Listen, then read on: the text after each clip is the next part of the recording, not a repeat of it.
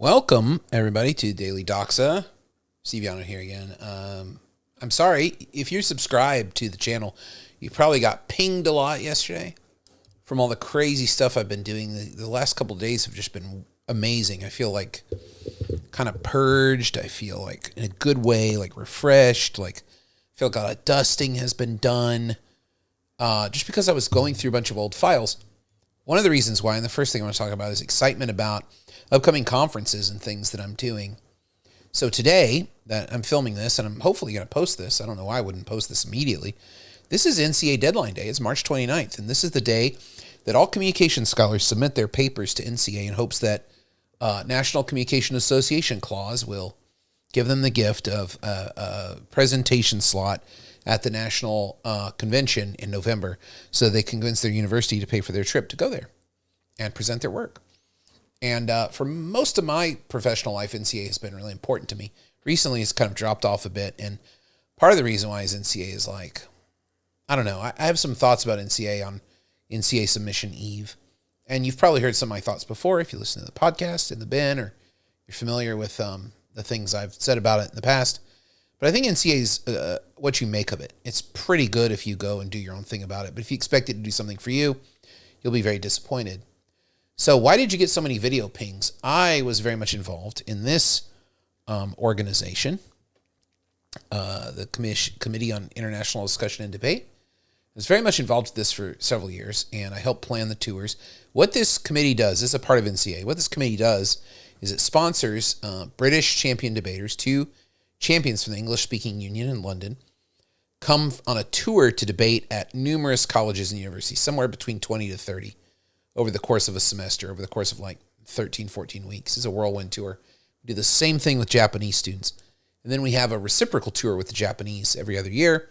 The Japanese Debate Association sponsors two American debate students to go tour Japan. I was lucky enough to go on that tour. And I had a lot of videos of some of the things that I encountered debate-wise. And I also helped plan the tour. So for the British, so I have a number of videos of the British coming here to New York and participating in debate events. And so I wanted to make sure all those things were up on YouTube, but YouTube read it as new videos, even though I changed the dates and everything. So sorry about that. It's the celebration of the committee, 100 years, less than over 101 years. But I guess they're doing the celebration in 2023 in Washington, D.C., which is actually kind of nice. They're doing that. When I first got on to the committee, NCA wanted to destroy the committee. They said it was too much of a legal liability to bring the British and Japanese in. And they wanted to cancel it. They were like, unless you can get multi-million-dollar insurance for these trips, then there's no way that we're going to permit this to continue. And Kevin Mensch and some other members of the committee really, really went hardcore to show that the committee existed before NCA and entered NCA later on.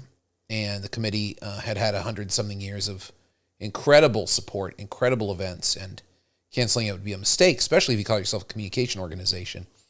The idea of bringing international debaters is a long-held theory of how to improve communication. Is let's hear some people's views from other cultures, and let's sponsor that, and let's do it on college campuses where a broad range of young people can hear from them. And I took them into schools and all kinds of things here in New York. We did crazy stuff in New York, but maybe that's for another video. But I'm excited to be a part of the celebration. Maybe I'm going to be on a panel there. So that's been submitted already, so I don't have to worry about that too much. I am submitting a paper that my friend Kodo and I have written about Tendai debating. Now, what is Tendai debating, you might ask? Well, I'm glad you did. Kodo is a Zen priest. He works at the San Francisco Zen Center. He's a former student of mine. And he and I have written a paper about Dogen's early training. Dogen is the founder of Soto Zen, Zen Buddhism, which is Japanese version of Chan Buddhism, which is Chinese, which is very famous. You know, Kung Fu comes out of this and all this. And it spreads, that version of Buddhism really spreads very, very far. And it's the American experience of Buddhism comes from the Japanese interpretation of Chan. Two different schools, Rinzai and Soto. Soto founded by Dogen. And there's probably splits within that. Kodo could speak better to this than me. But we were interested in Dogen's early education because it was in debate that he was taught. And we submitted this 2 years ago to the conference, and it was rejected. And I wanted to share with you, this is another problem with NCA. I want to share with you the review we got, because boy, oh boy, this is exactly what's wrong with NCA, and why maybe we submitted the wrong division, argumentation and forensics. I'll try it again. But current conversations. No, it's not really that. Does it help with argumentation in academia? For sure. Or in competitive forensics? Well, this guy said some. It is not new or innovative, but has a compelling component. I don't understand why you would think that, like, nobody in American debate or arguments talking about monastic debating. I think I'm going to submit it to the spiritual communication division. It does not appear to intersect year's convention theme and call communication at the crossroads. I don't know, debate, which is a very Western idea, with ancient medieval monastic debate. I'm not really sure what's happening. Yeah, he doesn't understand the paper.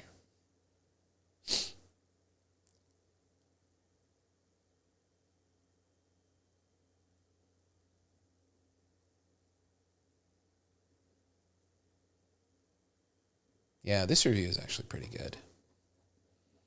We had one review that was pretty bad where it was like, Heidegger. But that wasn't this one. I wonder what happened to that.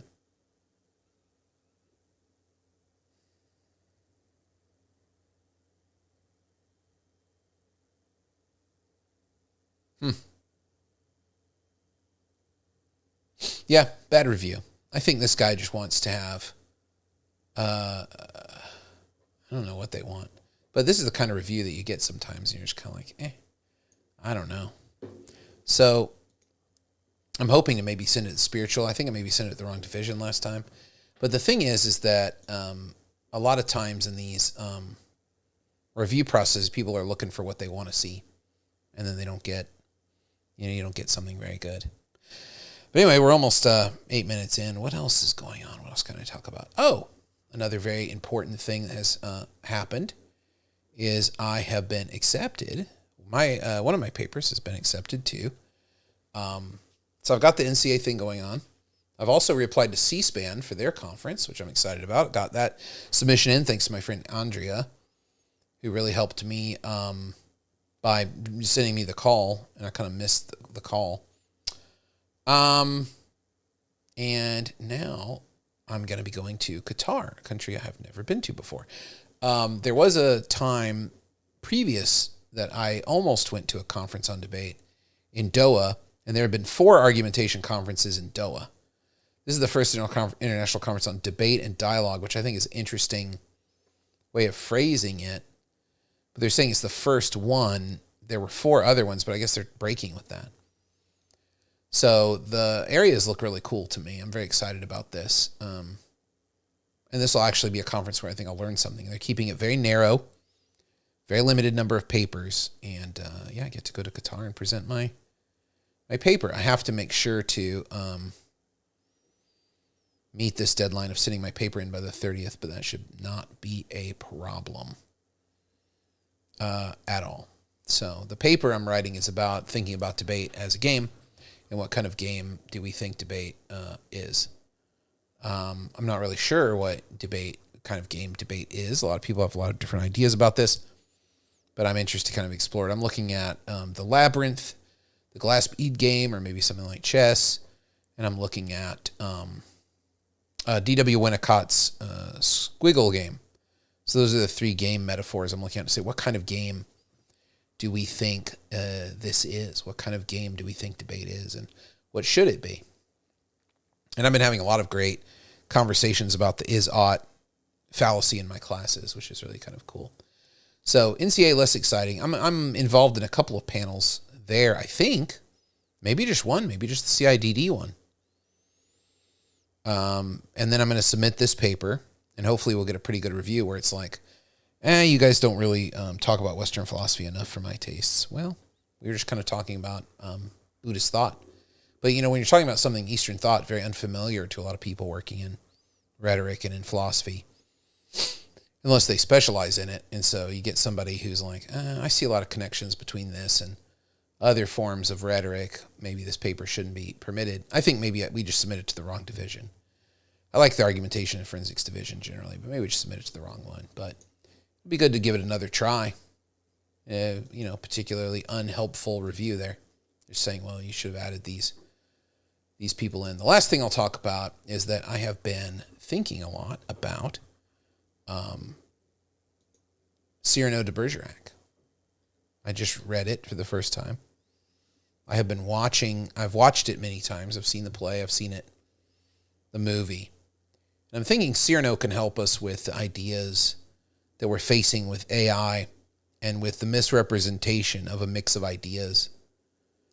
Because, the play Cyrano is about plagiarism, really, misrepresentation. Christian misrepresents himself as this soulful poet to Roxanne, who is physically attracted to Christian, but then that goes away after she hears Cyrano's words. She's very attracted to his soul. But initially it was physical attraction. And Cyrano is deeply in love with Roxanne because he's known her his whole life. They're cousins. He's fallen deeply for her because he knows her so well and has watched her grow. So it's three different kinds of representations of how to feel love, but three different ways of kind of expressing it. So one might be the idea of Midjourney. One might be the idea of ChatGPT. And the third is the idea of rhetoric in terms of making, in terms of poetics, as always borrowing in the way that ChatGPT does. Like, how can we say that Cyrano, here's the Wikipedia page for Cyrano. I haven't even looked at this yet.